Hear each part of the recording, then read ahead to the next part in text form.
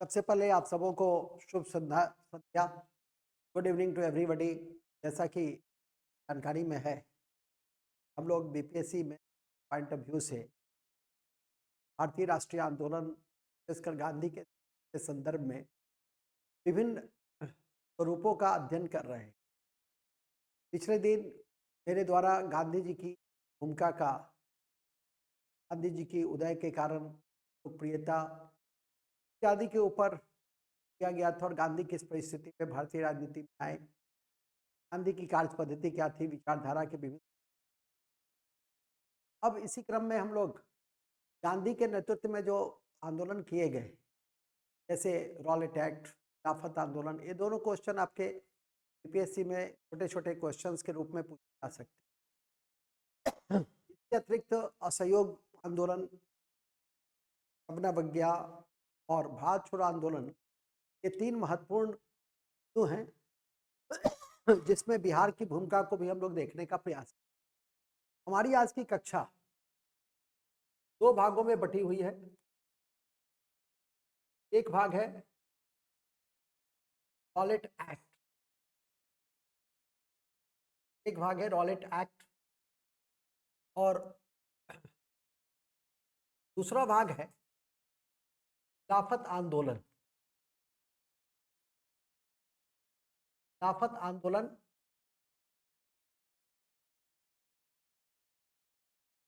के परिस्थितियां, किस परिस्थिति में खिलाफत आंदोलन का जन्म होता है, देश क्या थे, देश क्या थे, कहाँ प्रसार हुआ, कहाँ तक फैला, पतन देखेंगे और फिर मूल्यांकन को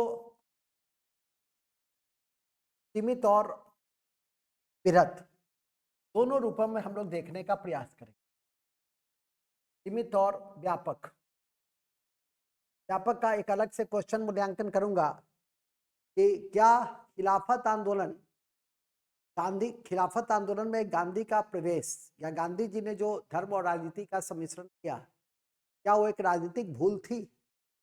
ठीक है, क्या खिलाफत आंदोलन, क्या खिलाफत आंदोलन,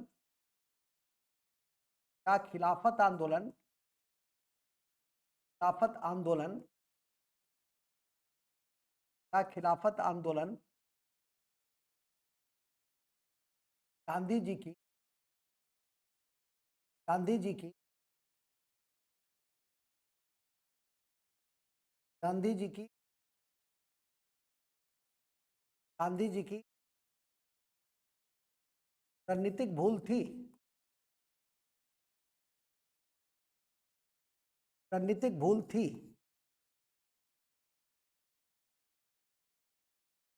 इस क्वेश्चंस को भी हम लोग देखने का प्रयास करेंगे,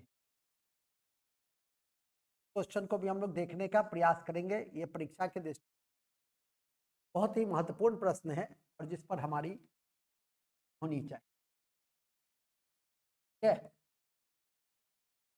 आज तारीख 28/12/23, तो हम लोग आज इसी बिंदु को देखेंगे।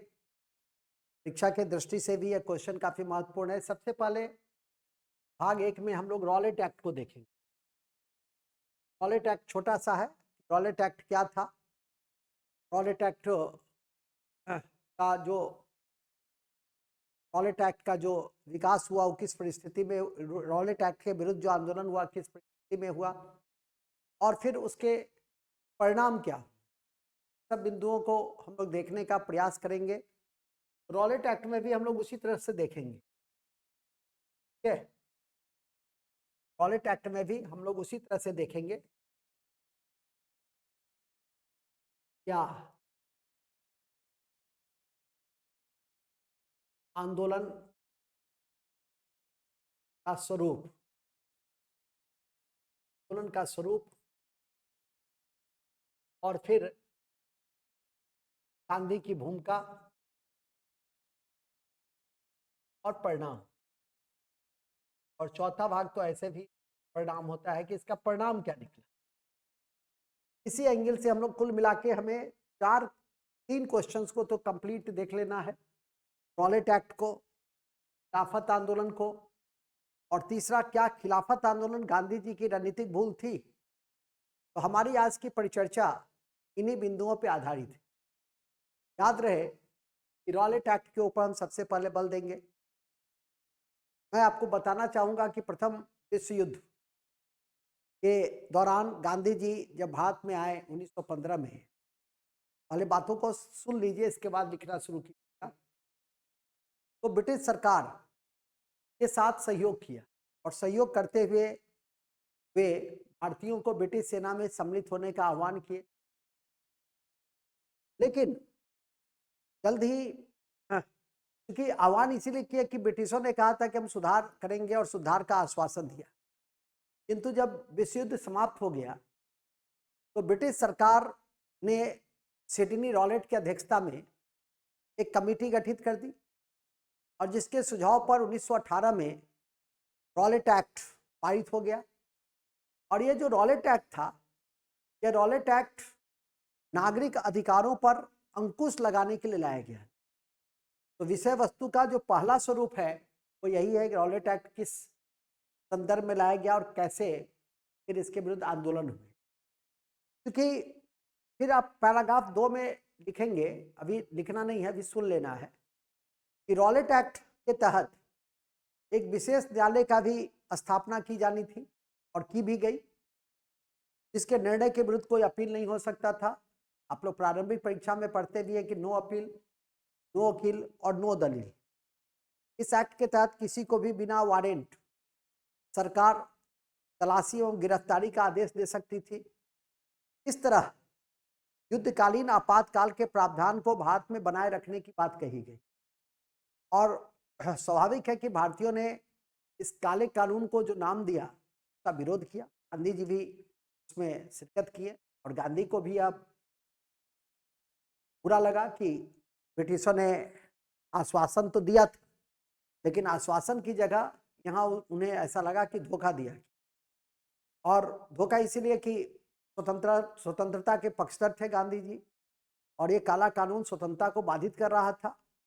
इसी क्रम में गांधी जी ने फरवरी 1919 में रॉलेट एक्ट के विरुद्ध एक देशव्यापी आंदोलन चलाने का फैसला किया और चलाया भी। सत्याग्रह सभा एकत्रित किया, सत्याग्रह सभा की स्थापना की गई और साथ ही होम रूल के जो सदस्य थे, आप लोग को बताया भी गया था कि होम रूल ने गांधी के लिए एक पृष्ठभूमि को तैयार किया। और इसी क्रम में हम लोग बात को देखने का प्रयास करते हैं कि होम रूल के सहयोगियों से भी इन्हें काफ़ी सहायता मिली और फिर जगह जगह हड़ताल किए गए, विभिन्न सभाओं का आयोजन किया गया, बड़ी संख्या में गिरफ्तारी दी गई। आंदोलन प्रारंभ होने की तिथि 6 अप्रैल 1919 निर्धारित की गई थी, याद रखेंगे, रॉलेट एक्ट के विरुद्ध, किंतु समय से पूर्व ही आंदोलन शुरू हो गया और हिंसक स्वरूप धारण कर लिया, जो गांधी के सिद्धांतों के प्रतिकूल भी था। इसी कड़ी में अमृतसर में वैसाखी पूर्णिमा के दिन 13 अप्रैल 1919 को जालियांवाला बाग कांड, जालियांवाला बाग में एक सार्वजनिक सभा का आयोजन अपने प्रिय नेताओं के गिरफ्तारी के विरोध में रखा गया था। सैफुद्दीन किचलू काफी महत्वपूर्ण है और इसी क्रम में एक सत्याग्रह सभा का जो वहां पर एक सभा का आयोजन किया गया था। लेकिन ब्रिटिशों ने उससे पहले ही, ब्रिटिश सरकार ने पहले ही वो डायर ने इमरजेंसी लगा दी थी, आपातकाल की घोषणा कर दी थी, मार्शल लॉ लगा दिया था। लेकिन लोगों को इसकी जानकारी नहीं थी, बड़ी संख्या में लोग जुटे और डायर ने इसे अपनी नागरिक अवज्ञा माना और वो प्रवेश करते ही, इस बाग में प्रवेश करते ही अंधाधुंध गोली चलाने के निर्देश दिए। सैकड़ों भारतीय शहीद हो गए और इसी के पश्चात 18 अप्रैल 1919 को गांधी जी ने सत्याग्रह को समाप्त भी कर दिया। उनके अनुसार जनता भी सत्याग्रह और अहिंसा के अर्थ को समझ नहीं पा रही थी। साथ ही ब्रिटिश सरकार के नीति के विरोध में उन्होंने एक आंदोलन इस रूप में विरोध प्रदर्शन किया कि नहीं, एक कमेटी गठित हो, तो सरकार ने कमेटी गठित किया, हंटर कमेटी। लेकिन गांधी जी और उनके साथ के जो प्रतिभागी थे वो संतुष्ट नहीं हुए। एक एंटी हंटर कमेटी भी मदन मोहन मालवीय की अध्यक्षता में बनी। इस तरह से इस इस रॉलेट एक्ट को आपको जानना है छोटे से संदर्भों में कि क्या परिस्थिति थी, किस तरह से यह आगे बढ़ा, कैसे इसका समापन होता है। क्योंकि कालांतर में आप देखेंगे तो खिलाफत की जो पृष्ठभूमि है उसमें रॉलेट एक्ट भी है, जालियांवाला बाग कांड भी है, और इसी क्रम में तुर्की खलीफा के संदर्भ में जो सम्मानपूर्ण स्थिति प्रदान नहीं की गई या व्यवहार नहीं किया गया ब्रिटिशों के द्वारा, उससे भारतीय मुसलमान काफी मर्माहत हुए। तो इस खिलाफत आंदोलन को हम लोग भाग 2 में समझने का प्रयास करेंगे। तो भाग 1 में हम इसी 3-4 एंगल से इन चीजों को देखेंगे। चूंकि ये छोटा क्वेश्चन है, छोटे रूप में है, गांधी की भूमिका कहाँ थी, तो गांधी की भूमिका सत्याग्रह सभा के गठन में थी, विरोध में था। और इस कांड के बाद, जालियांवाला बाग कांड के बाद जो हंटर कमेटी बनी, उसके गठन में भी गांधी जी की महत्वपूर्ण भूमिका रही। इस तरह से इन चीजों को समझेंगे। अब हम लोग लिखना शुरू करते हैं, तो लिखते हैं पहला, भारतीय राष्ट्रीय आंदोलन में, पहला पैराग्राफ में, भारतीय राष्ट्रीय आंदोलन में, भारतीय राष्ट्रीय आंदोलन में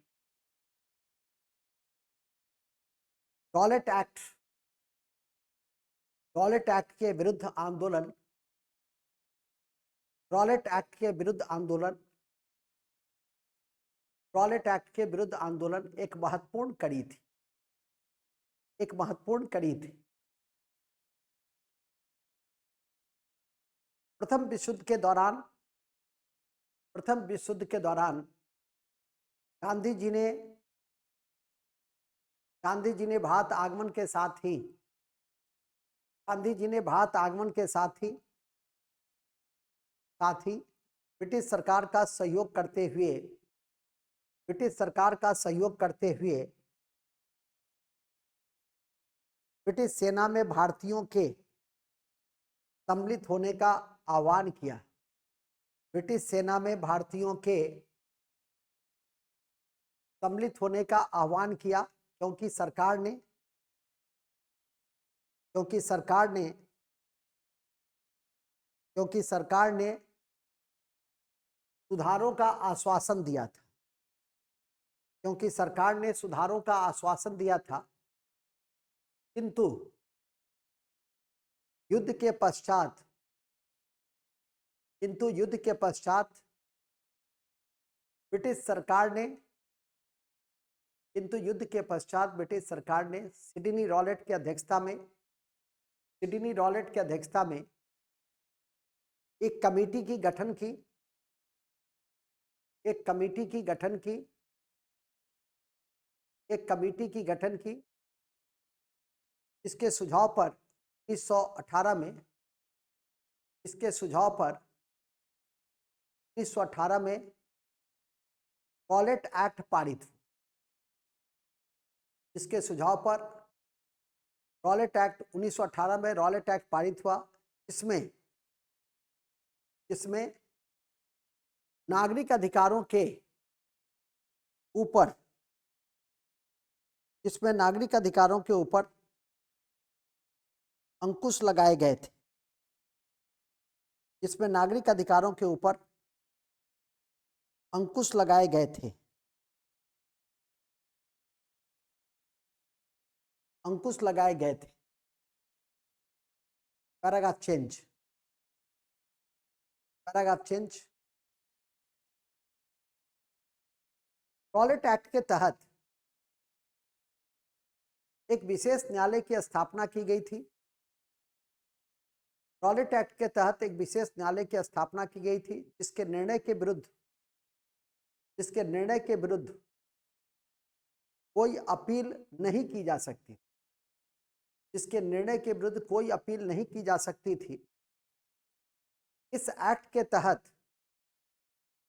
इस एक्ट के तहत बिना वारंट, इस एक्ट के तहत बिना वारंट के सरकार को, सरकार को तलाशी एवं गिरफ्तारी करने का अधिकार दिया गया, तलाशी एवं गिरफ्तारी करने का अधिकार दिया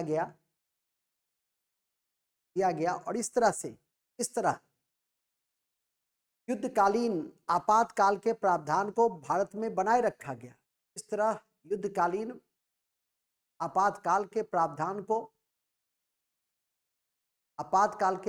को भारत में बनाए रखने की बात की गई। अतः भारतीयों ने इसे काला कानून कहकर इसका विरोध किया। भारतीयों ने इसे काला कानून कहकर इसका विरोध किया।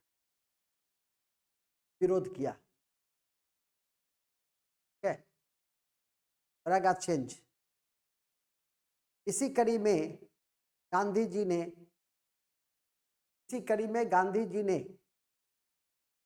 फरवरी 1919 में रॉलेट एक्ट के खिलाफ देशव्यापी आंदोलन चलाने का आह्वान किया। रॉलेट एक्ट के खिलाफ देशव्यापी आंदोलन चलाने का आह्वान किया और सत्याग्रह सभा को एकत्रित किया। सत्याग्रह सभा की स्थापना की, साथ ही होम रूल के सदस्यों को सहयोग की प्राप्ति की गई। और आपको इस क्रम में हमने जानकारी भी दी थी कि होम रूल ने गांधी के लिए संघर्ष की प्रथम पीढ़ी तैयार की थी। ध्यान रखेंगे कि परिणाम में फिर लिखेंगे पैराग्राफ चेंज करके।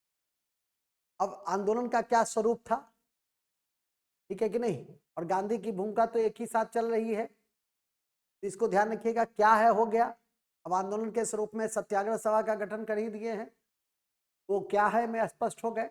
इसका पैराग्राफ चेंज। आंदोलन के दौरान हड़ताल एवं विभिन्न सभाओं का आयोजन किया गया। आंदोलन के दौरान हड़ताल एवं विभिन्न सभाओं का आयोजन किया गया तथा गिरफ्तारी देने की योजना भी बनाई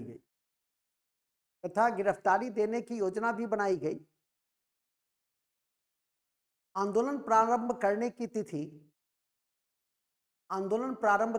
तिथि 6 अप्रैल 1919 निर्धारित की गई। 6 अप्रैल 1919 निर्धारित की गई, किंतु समय से पूर्व ही आंदोलन शुरू हो गया और हिंसक स्वरूप धारण किया।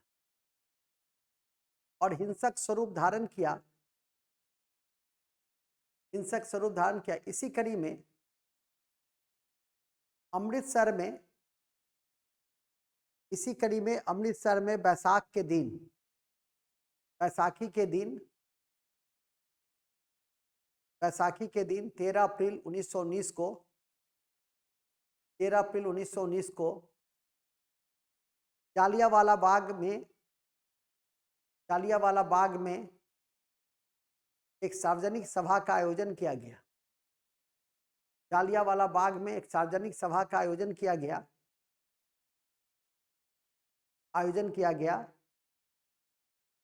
जिसका उद्देश्य अपने प्रिय नेता की गिरफ्तारी का विरोध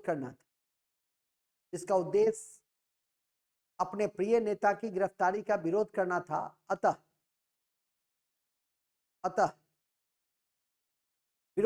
अतः छोड़ देंगे, विरोध करना था। जबकि तत्कालीन पुलिस कप्तान जनरल डायर ने सभा के आयोजन पर मार्शल लॉ लगाया था। इसी कारण इस सभा की आयोजन को कानून की अवज्ञा माना एवं इस कड़ी में हजारों राउंड गोलियां चलाई गई और सैकड़ों भारतीय शहीद हो गए, और सैकड़ों भारतीय शहीद हो गए, बड़ा चेंज। इसकी तीव्र घटना की, जालियांवाला बाग कांड की तीव्र भर्त्सना की गई, परिणाम में लिखेंगे तीव्र भर्त्सना की गई। चारों तरफ विरोध प्रदर्शन हुआ, भारतीयों ने अपनी टाइटल वापस कर दी, भारतीयों ने अपनी ब्रिटिश पदवी को वापस कर दिया।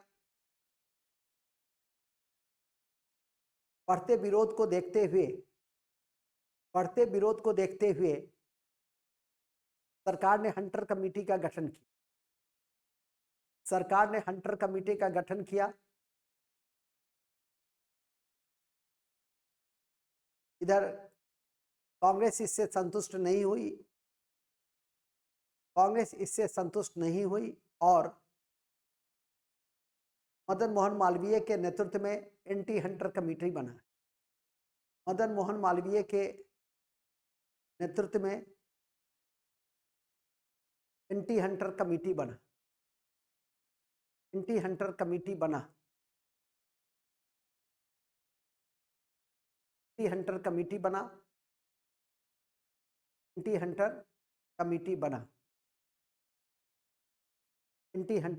बना। इसके सदस्य गांधी जी भी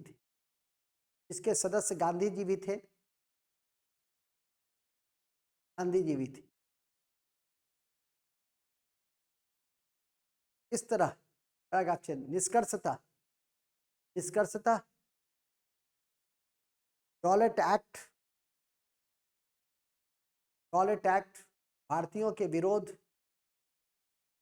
भारतीयों के विरोध प्रतिरोध और सरकार की हिंसात्मक कार्रवाई एवं कूटनीतिपूर्ण समिति से संबंधित रही। कूटनीतिपूर्ण समितियों से संबंधित रही, जिसका दीर्घकालीन प्रभाव